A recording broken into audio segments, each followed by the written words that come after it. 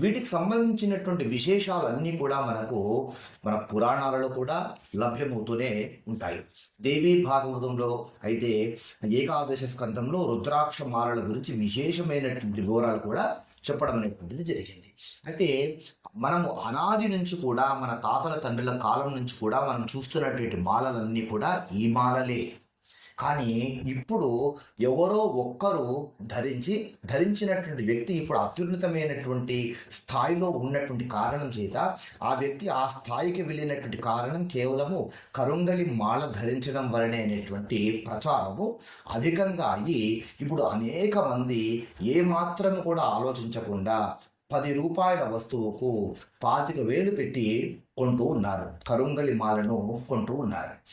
మీరు కరుంగలి మాలనే ధరించండి, ఏకముఖి రుద్రాక్ష మాలనే ధరించండి. ధరించడం వలన జరిగేటువంటి అద్భుత ఫలితాలంటూ ఏమీ ఉండవు.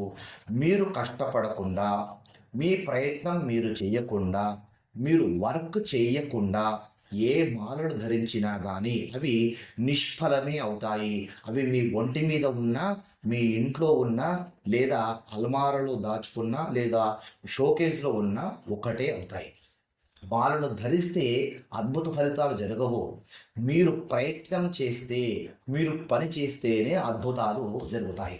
భగవంతుడు ఎవరికి సహకరిస్తారు? ధర్మశాస్త్రం ఏం చెప్తోంది అంటే, ఉద్యమం సాహసం ధైర్యం బుద్ధి శక్తి పరాక్రమ షడైతే ఎత్ర వర్తంతే తత్ర దేవ సహాయక అని ధర్మశాస్త్రం కుండబద్దలు కొట్టినట్టుగా చెప్తుంది.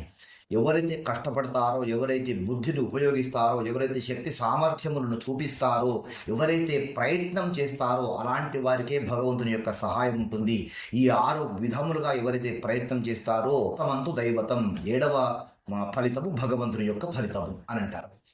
దీన్ని వదిలివేసి మనలో ఇప్పుడు చాలామంది షార్ట్ కట్ మెథడ్లో మనం ప్రయత్నం చేయకుండానే కూర్చున్న చోట కోట్ల రూపాయలు రావాలి, ప్రయత్నం చేయడం అనేటువంటిది మానేశారు. షార్ట్ కట్లో ప్రయోజనం ఆశించేటువంటి వాళ్ళు మాత్రమే ఇలాంటి మాలల మీద ఆధారపడుతున్నారు. వీరి యొక్క బలహీనతను ఈ చాలామంది వ్యాపారులు, పూజారులు, అర్చకులు క్యాష్ చేసుకుంటూ ఉన్నారు. కనుక దయచేసి ఇలాంటి వాటి జోలికి వెళ్ళకండి, వీటిని నమ్మకండి. మీ ప్రయత్నం మీరు చేయండి. భగవంతుని యొక్క నామాన్ని మీరు స్మరిస్తూ ఉండండి.